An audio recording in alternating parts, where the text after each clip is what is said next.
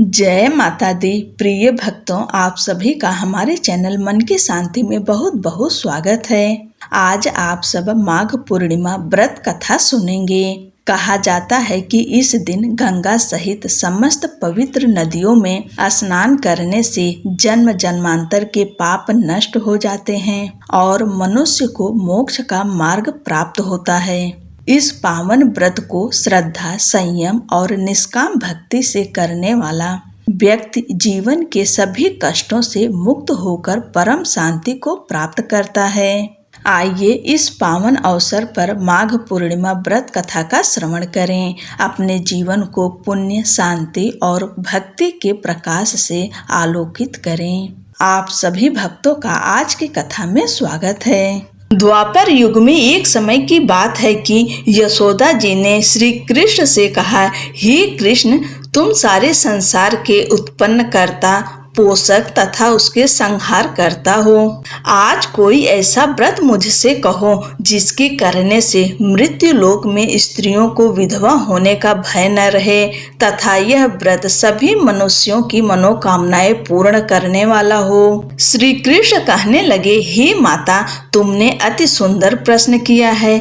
मैं तुमसे ऐसे ही व्रत को सविस्तार कहता हूँ। सौभाग्य की प्राप्ति के लिए स्त्रियों को 32 पूर्णमासियों का व्रत करना चाहिए। इस व्रत के करने से स्त्रियों को सौभाग्य संपत्ति मिलती है। यह व्रत अचल सौभाग्य देने वाला एवं भगवान शिव के प्रति मनुष्य मात्र की भक्ति को बढ़ाने वाला है। यशोदा जी कहने लगी, हे कृष्ण, सर्वप्रथम इस व्रत को मृत्यु लोक में किसने किया था? इसके विषय में विस्तार पूर्वक मुझसे कहो। श्री कृष्ण जी कहने लगे, इस भूमंडल पर एक अत्यंत प्रसिद्ध राजा चंद्रहास से पालित अनेक प्रकार के रत्नों से परिपूर्ण कातिका नाम की एक नगरी थी। वहां पर धनेश्वर नाम का एक ब्राह्मण रहता था और उसकी स्त्री अति सुशीला रूपवती थी। दोनों ही उस नगरी में बड़े प्रेम के साथ रहते थे। घर में धन धान्य आदि की कमी नहीं थी। उनको एक बड़ा दुख था कि उनके कोई संतान नहीं थी। इस दुख से वह अत्यंत दुखी रहते थे। एक समय एक बड़ा तपस्वी योगी उस नगरी में आया। वह योगी उस ब्राह्मण के घर को छोड़कर अन्य घरों से भिक्षा लाकर भोजन किया करता था। रूपवती से वह भिक्षा नहीं लिया करता था। उस योगी ने एक दिन रूपवती से भिक्षा न लेकर किसी अन्य घर से भिक्षा लेकर गंगा किनारे जाकर भिक्षान होकर प्रेम पूर्वक खा रहा था कि धनेश्वर ने योगी का यह सब कार्य किसी प्रकार से देख लिया। अपनी भिक्षा के अनादर से दुखी होकर धनेश्वर योगी से बोला, महात्मन, आप सब घरों से भिक्षा लेते हैं परंतु मेरे घर की भिक्षा कभी भी नहीं लेते, इसका कारण क्या है? योगी ने कहा कि निसंतान के घर की भीख पतितों के अन्न के तुल्य होती है और जो पतितों का अन्न खाता है वह भी पतित हो जाता है। चूंकि तुम निसंतान हो, अतः पतित हो जाने के भय से मैं तुम्हारे घर की भिक्षा नहीं लेता हूँ। धनेश्वर यह बात सुनकर अपने मन में बहुत दुखी हुआ और हाथ जोड़कर योगी के पैरों पर गिर पड़ा तथा आर्त भाव से कहने लगा, हे महाराज, यदि ऐसा है तो आप मुझको पुत्र प्राप्त का उपाय बताइए। आप सर्वज्ञ हैं, मुझ पर अवश्य ही यह कृपा कीजिए। धन की मेरे घर में कोई कमी नहीं है परंतु मैं पुत्र न होने के कारण अत्यंत दुखी हूँ। आप मेरे इस दुख का हरण करें। आप सामर्थ्यवान हैं। यह सुनकर योगी कहने लगे, हे ब्राह्मण, तुम चंडी की आराधना करो। घर आकर उसने अपनी स्त्री से सब वृत्तांत कहा और स्वयं तप के निमित्त वन में चला गया। वन में जाकर उसने चंडी की उपासना की और उपवास किया। चंडी ने 16वें दिन उसको स्वप्न में दर्शन दिया और कहा, हे धनेश्वर, जा तेरे पुत्र होगा। परंतु वह 16 वर्ष की आयु में ही मृत्यु को प्राप्त हो जाएगा। यदि तुम दोनों स्त्री पुरुष 32 पूर्णमासियों का व्रत विधि पूर्वक करोगे तो वह दीर्घायु होगा।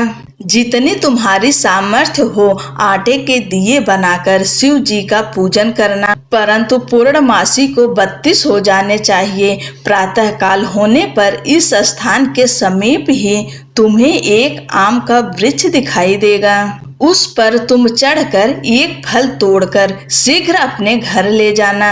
अपनी स्त्री से सब वृत्तांत कहना।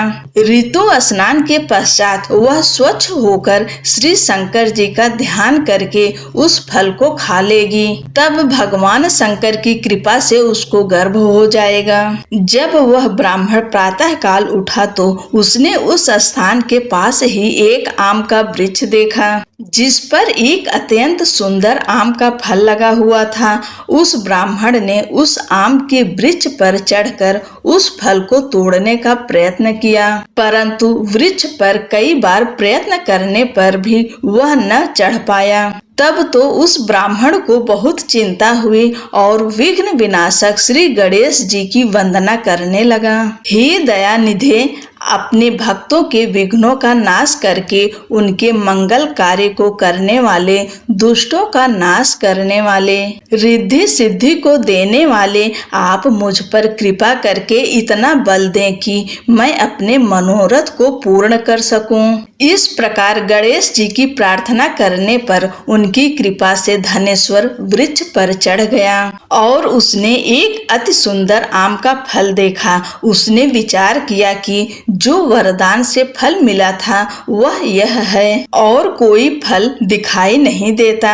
उस धनेश्वर ब्राह्मण ने जल्दी से उस फल को तोड़कर अपनी स्त्री को लाकर दिया और उसकी स्त्री ने अपने पति के कथनानुसार उस फल को खा लिया और वह गर्भवती हो गई। देवी जी की असीम कृपा से उसे एक अत्यंत सुंदर पुत्र उत्पन्न हुआ, जिसका नाम उन्होंने देवीदास रखा। माता पिता के हर्ष और शोक के साथ वह बालक शुक्ल पक्ष के चंद्रमा की भांति अपने पिता के घर में बढ़ने लगा। भवानी की कृपा से वह बालक बहुत ही सुंदर, सुशील और विद्या पढ़ने में बहुत ही निपुण हो गया। दुर्गा जी की आज्ञा अनुसार उसकी माता ने 32 पूर्णमासी का व्रत रखना प्रारंभ कर दिया था, जिससे उसका पुत्र बड़ी आयु वाला हो जाए। 16वां वर्ष लगते ही देवीदास के माता पिता को बड़ी चिंता हो गई कि कहीं उनके पुत्र की इस वर्ष मृत्यु न हो जाए। इसलिए उन्होंने अपने मन में विचार किया कि यदि यह दुर्घटना उनके सामने हो गई तो वे कैसे सहन कर सकेंगे। अस्तु उन्होंने देवीदास के मामा को बुलाया और कहा कि हमारी इच्छा है कि देवीदास 1 वर्ष तक काशी में जाकर विद्या अध्ययन करें और उसको अकेला भी नहीं छोड़ना चाहिए। इसलिए साथ में तुम चले जाओ और 1 वर्ष के पश्चात इसको वापस लौटा लाना। सब प्रबंध करके उसके माता पिता ने काशी जाने के लिए देवीदास को एक घोड़े पर बैठाकर उसके मामा को उसके साथ कर दिया, किंतु यह बात उसके मामा या किसी और से नहीं कही। धनेश्वर ने सपत्नीक अपने पुत्र की मंगल कामना तथा दीर्घायु के लिए भगवती दुर्गा की आराधना और पूर्णमासियों का व्रत करना आरंभ कर दिया। इस प्रकार बराबर 32 पूर्णमासी का व्रत पूरा किया। कुछ समय पश्चात एक दिन वह दोनों मामा और भांजा मार्ग में रात्रि बिताने के लिए किसी ग्राम में ठहरे हुए थे। उस दिन उस गांव में एक ब्राह्मण की अत्यंत सुंदरी, सुशीला, विदुषी और गुणवती कन्या का विवाह होने वाला था। जिस धर्मशाला के अंदर वर और उसकी बारात ठहरी हुई थी, उसी धर्मशाला में देवीदास और उसके मामा भी ठहरे हुए थे। संयोगवश कन्या को तेल आदि चढ़ाकर मंडप आदि का कृत्य किया गया तो लग्न के समय वर को धनुर्वात हो गया। अस्तु वर के पिता ने अपने कुटुंबियों से परामर्श करके निश्चय किया कि यह देवीदास मेरे पुत्र जैसा ही सुंदर है। मैं इसके साथ ही लग्न करा दूं और बाद में विवाह के अन्य कार्य मेरे लड़के के साथ हो जाएगा। यह सोचकर देवीदास के मामा से जाकर बोला कि तुम थोड़ी देर के लिए अपने भांजे को हमें दे दो, जिससे विवाह के लग्न का सब कृत्य सुचारू रूप से हो सके। तब उसका मामा कहने लगा कि जो कुछ भी मधुपर्क आदि कन्यादान के समय वर को मिले वह सब हमें दे दिया जाए, तो मेरा भांजा इस बारात का दूल्हा बन जाएगा। यह बात वर के पिता ने स्वीकार कर लेने पर उसने अपने भांजा वर बनने को भेज दिया और उसके साथ सब विवाह कार्य रात्रि में विधि पूर्वक संपन्न हो गया। पत्नी के साथ वह भोजन न कर सका। वह एकांत में सोचने लगा कि न जाने यह कैसी स्त्री होगी। वह एकांत में इसी सोच में गरम निश्वास छोड़ने लगा तथा उसकी आंखों में आंसू भी आ गए। तब वधू ने पूछा कि क्या बात है, आप इतने उदासीन व दुखी क्यों हो रहे हैं? तब उसने सब बातें जो वर के पिता व उसके मामा से हुई थी उसको बतला दी। तब कन्या कहने लगी कि यह ब्रह्म विवाह के विपरीत कैसे हो सकता है। देव, ब्राह्मण और अग्नि के सामने मैंने आपको ही अपना पति बनाया है, इसलिए आप ही मेरे पति हैं। मैं आपकी ही पत्नी रहूंगी, किसी अन्य की कदापि नहीं। तब देवीदास ने कहा, ऐसा मत करिए, क्योंकि मेरी आयु बहुत थोड़ी है। मेरे पश्चात आपकी क्या गति होगी, इन बातों को अच्छी तरह विचार कर लो। परंतु वह दृढ़ विचार वाली थी। बोली कि जो आपकी गति होगी वही मेरी गति होगी। हे स्वामी, आप उठिए और भोजन करिए, आप निश्चय ही भूखे होंगे। इसके बाद देवीदास और उसकी पत्नी दोनों ने भोजन किया तथा शेष रात्रि वे सोते रहे। प्रातः काल देवीदास ने अपनी पत्नी को 3 नगों से जड़ी हुई एक अंगूठी दी, एक रुमाल दिया और बोला, हे प्रिय, इसे लो और संकेत समझकर स्थिर चित्त हो जाओ। मेरे मरण और जीवन जानने के लिए एक पुष्प वाटिका बना लो, उसमें सुगंधित वाली एक नव मल्लिका लगा लो, उसको प्रतिदिन जल से सींचा करो और आनंद के साथ खेलो कूदो तथा उत्सव मनाओ। जिस समय और जिस दिन मेरा प्राणांत होगा ये फूल सूख जाएंगे और जब ये फिर हरे हो जाएं तो जान लेना कि मैं जीवित हूँ। यह बात निश्चय करके समझ लेना कि इसमें कोई संशय नहीं है। यह समझाकर वह चला गया। प्रातः काल होते ही वहां पर गाजे बाजे बजने लगे और जिस समय विवाह के कार्य समाप्त करने के लिए वर तथा सब बाराती मंडप में आए तो कन्या ने वर को भली प्रकार से देखकर अपने पिता से कहा कि यह मेरा पति नहीं है। मेरा पति वही है जिसके साथ रात्रि में मेरा पाणी ग्रहण हुआ था, इसके साथ मेरा विवाह नहीं हुआ है। यदि यह वही है तो बताए कि मैंने इसको क्या दिया। मधुपर्क और कन्यादान के समय जो मैंने भूषणादि दिए थे उन्हें दिखाए तथा रात में मैंने क्या गुप्त बातें कही थी वह सब सुनाए। पिता ने उसके कथा अनुसार वर को बुलवाया। कन्या की यह सब बातें सुनकर वह कहने लगा कि मैं कुछ नहीं जानता। इसके पश्चात लज्जित होकर वह अपना समूह लेकर चला गया और सारी बारात भी अपमानित होकर वहां से लौट गई।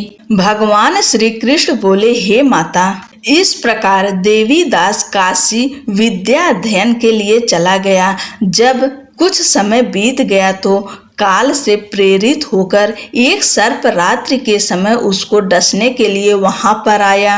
उस विषधर के प्रभाव से उसके शयन का स्थान चारों ओर से विष की ज्वाला से विषैला हो गया, परंतु व्रतराज के प्रभाव से उसको काटने न पाया, क्योंकि पहले ही उसकी माता ने 32 पूर्णिमा का व्रत पूर्ण कर रखा था। इसके बाद मध्याह्न के समय स्वयं काल वहां पर आया और उसके प्रभाव से उसके प्राणों को निकालने का प्रयत्न करने लगा। जिससे वह मूर्छित होकर पृथ्वी पर गिर पड़ा। भगवान की कृपा से उसी समय पार्वती जी के साथ श्री शंकर जी वहां पर आ गए। उसको मूर्छित दशा में देखकर पार्वती जी ने भगवान शंकर से प्रार्थना की कि हे महाराज, इस बालक की माता ने पहले 32 पूर्णिमा का व्रत किया था, जिसके प्रभाव से हे भगवान आप इसको प्राण दान दें। भवानी के कहने पर भक्त वत्सल भगवान श्री शिव जी ने उसको प्राण दान दे दिए। इस व्रत के प्रभाव से काल को भी पीछे हटना पड़ा और देवी दास स्वस्थ होकर बैठ गया।